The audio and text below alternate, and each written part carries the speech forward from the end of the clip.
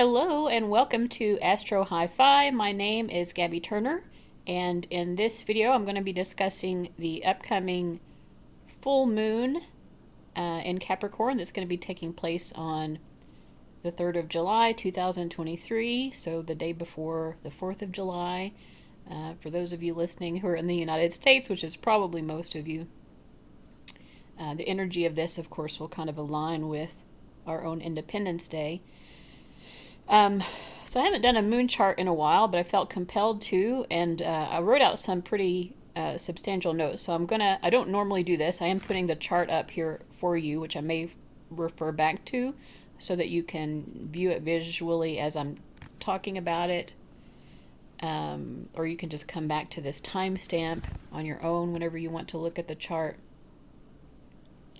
But I did make some substantial notes this time. Sometimes I do it that way, sometimes I don't, but this time I almost felt sort of divinely guided. So I am going to refer to the notes I made, and I may be mostly just reading from them, but we'll see what happens. So always with a full moon, you have the sun is going to be opposing the moon, and really with any moon cycle, whether it's a crescent moon, full moon, new moon, whatever, there's always a relationship that is happening between the sun and the moon. So it's a beautiful example of the way that the divine feminine energy represented by the moon and the divine masculine energy represented by the sun are always balancing each other out all the time, and the moon is constantly telling us of that balance as we see her move through her cycle. All right, so specifically, we're going to have sun in the sign of Cancer, and it's going to be opposing the moon, which will be in Capricorn. So that every signs that are all opposite signs have sort of themes that unite them, but they approach those themes differently. So when it comes to Cancer and Capricorn, we can talk, first of all, in mundane astrology about it representing the balance of the home front, which could be your nation, your clan, etc. Sort of the group that represents home to you. As I've pointed out here at the end, that could be at the micro level, the meso level, or the macro level. So micro could be, home versus public life, as in, your home life, your personal life would be represented by Cancer. Capricorn would represent your professional and your public life and your reputation at large. So that would be like the micro level. And then meso level, I think I've spelled that correctly, is sort of like, sort of in between the two. Macro would be more of something more global. All right. So yes, so it can represent a lot of things. Your own nation versus the world at large. Your own family versus, your public station, your role in the public world. Balancing public and personal aspects of life, generally speaking. And like I said here, home versus the world out there. So in this case, if we went super macro, that could even, have something to do with our planet versus intelligent life from other planets. So who knows what may happen on Independence Day? Isn't there a movie called Independence Day, which is about an alien invasion or something? But anyway, I'm definitely not predicting an alien invasion. I certainly hope that we don't have something like that. But let's go on. So of course in the United States, there's always some aspect of that energy around this, around July 4th, the July 4th holiday anyway, right? Because we are gathering together with our family, sometimes with people in our neighborhood, which would be the meso level kind of energy. But we also sort of unify with the world at large, or at different levels in terms of our patriotism. And of course, it's Independence Day. We're celebrating our independence from another nation. But anyway, this full moon placement seems to indicate maybe an especially strong need to consider the balance of such things.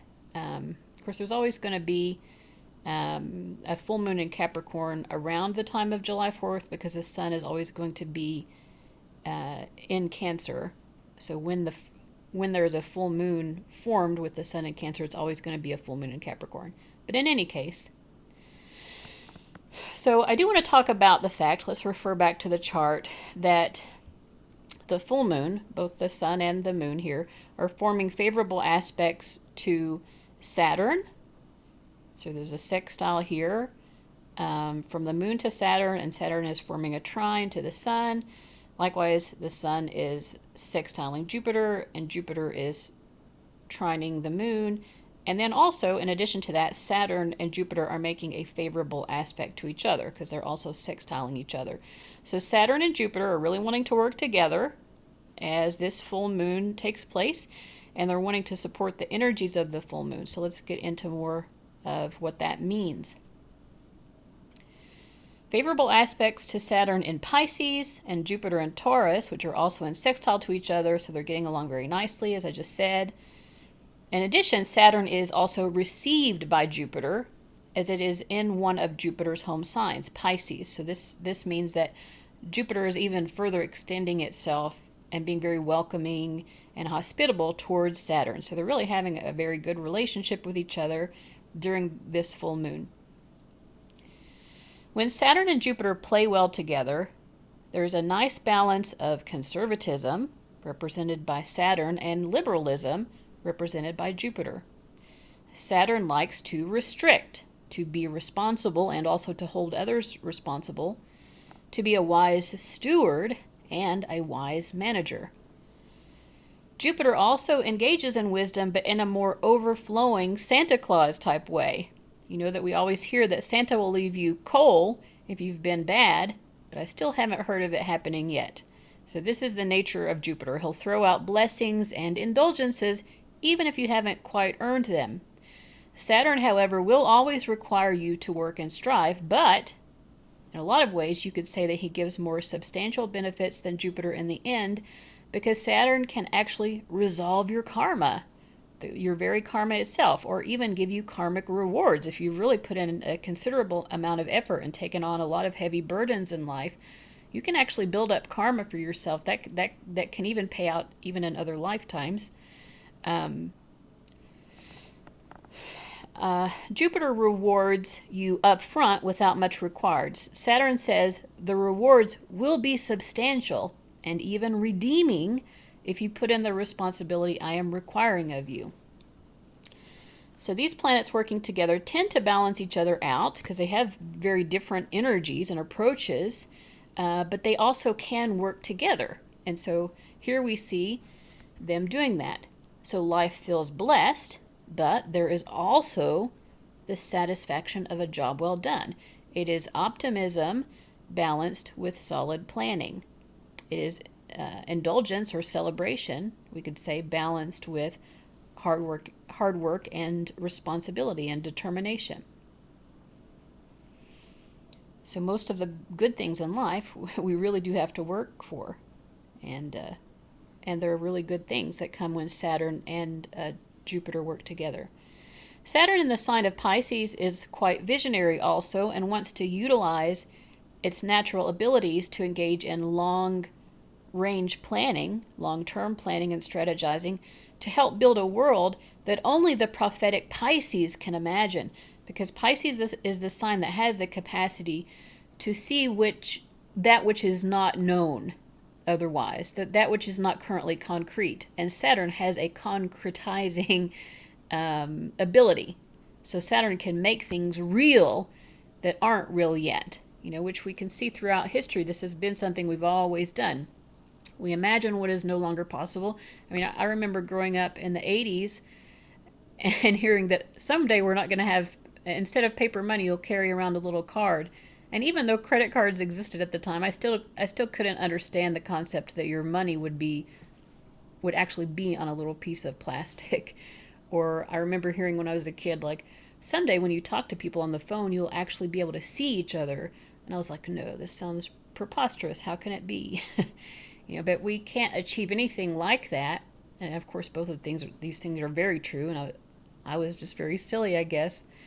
I didn't have the capacity to envision these things. But when people have the capacity to envision things that don't currently exist, and you combine that with the energy of Saturn, then you can bring them into reality in a very tangible way. So that's where Saturn is right now, and the sort of specific sign-based energy that Saturn's bringing to this full moon.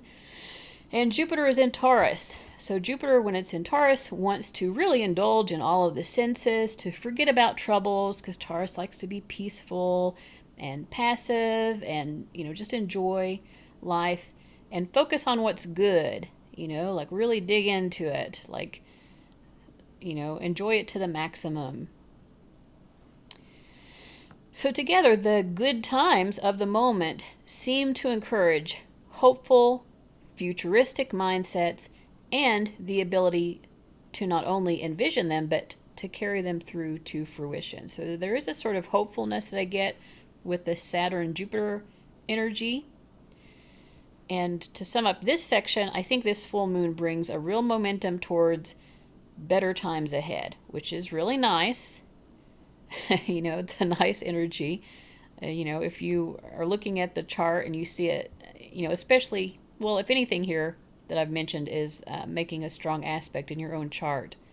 And of course, you're going to be more likely to be experiencing circumstances that relate to, what I'm talking about here. But the other thing I want to talk about is, so we have this Mars conjunction with Athena, Pallas Athene, which I believe is an asteroid. And then also there's a trine from those over here to Eris, which is a dwarf planet. And all of these in their own way have to do with warfare and how to go to battle. Now you could think of that literally or metaphorically, but in any case, that's what I'm going to talk about in this final section. So the full moon is making a sesqui-square or sesquiquadrant, I think is what it's also called.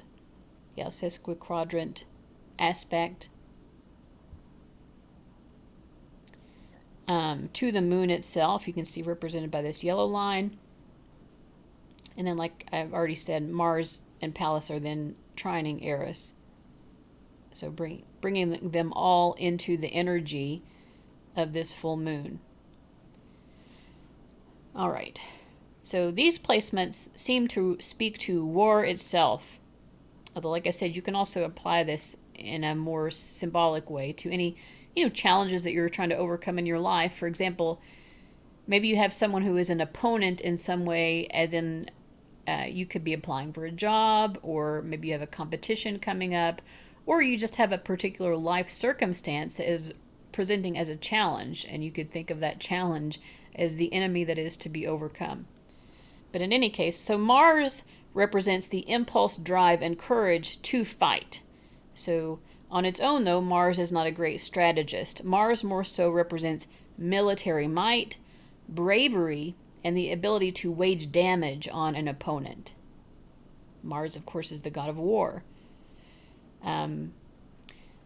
But like I said, he represents a particular aspect of warfare, and he's conjoined with Pallas Athene, the asteroid that's associated with the goddess Athena, who is known for her incredible abilities in war strategizing, right? So you have the impulsive, like I'm ready to rush in, to charge in on the battlefield, that's Mars. But Pallas is more like at the war table itself, with the plans laid out on the war table, strategizing for how are we going to approach things in such a way that will bring us the best possible results. So for whatever battles you might be fighting right now, or that might be fought in the world at large, this combination bodes well for a wisely planned battle execution. So you have the planning represented by Pallas and the execution represented by Mars, working together here in the sign of Leo. So these two objects, Mars and Pallas, are in what I said, like I said, a sesquiquadrant aspect to the full moon, and this is not an easy aspect. So there may be some strategies that need to be taken into account in terms of how the populace, the home country, or countries at large might perceive those plans. How the home country might perceive those plans versus how the wider world might perceive those plans. So going back again to the chart. So again, it's aspecting the moon, which is, like I said previously, we're bringing in this opposition of Cancer and Capricorn. So yeah, there seems to be some sort of friction or frustration between knowing what the plan should be and knowing when and how to implement it, having the courage and the impulse to implement such a plan. However, not being certain, like, how does the public, are they favorable to this? This is an energy where those plans may not appear to be favorable. Let me just read what I wrote here. In other words, it seems that in order to execute the aforementioned strategies, which can be created and implemented with wisdom now, you will struggle perhaps to find favor among both those at home and abroad. So what to do? All right. So Mars and Pallas are also in this beautiful trine aspect to Eris, which you can see here. I made it light green so it'd stand out from these other trines that are in blue.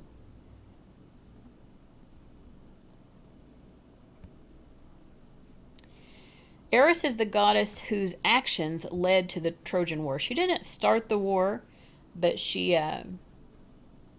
very passive aggressive, and her passive aggression led to some other conflicts among other people that then led to the Trojan War. Sometimes she's blamed for it, but she did not cause. She's not a war strategist like Pallas. She didn't strategize for a war to come about. She just happened to have been part of the story. I don't know. She has an interesting mythology. I would recommend reading it. I think she's a very interesting goddess. She is also the sister to Mars, right? And she engages, like Mars, engages in warfare, but she does it in passive ways. And so it's really, I used the phrase passive aggressive, but Eris is more than that because she can be passive aggressive at such an extreme way, at the level of war. And there are passive tactics that are utilized in warfare. For example, setting a booby trap or something like that. You're not actively seeking the person out and hurting them, but you're just assuming this person is going to be coming this way. And so her strongest ability is to lure someone to their own downfall. She has ways of just enticing people to reveal their own, well, it could be anything. Whatever she wants the opponent to reveal about themselves, she can get them to do that in order to bring them to their own downfall. So perhaps if those at home and or abroad cannot understand your battle vision, you may just have to lure your enemy to their own self-destruction in the more passive ways as indicated by Eris. I also want to point out that since Mars and Pallas are in Leo, remember Mars is the active principle of war, Pallas is the war strategist, it will be difficult to keep people from knowing your battle plans because Leo is such a highly observed and observable energy. It draws a lot of attention. Eris is reaching out via the trine aspect to say, from her brother Mars' sign of Aries, which is where she is, I am brave enough to lure them on your behalf to their own destruction. You will not have to destroy them, as they will readily destroy themselves. Like Icarus, they will fly too close to the sun, and they will fall as necessary. All right, so that's my take on this particular full moon. Again, that's coming up on July 3rd, 2023. If you have any comments, feel free to leave them below. Thank you so much for watching, and I'll see you later. Bye-bye.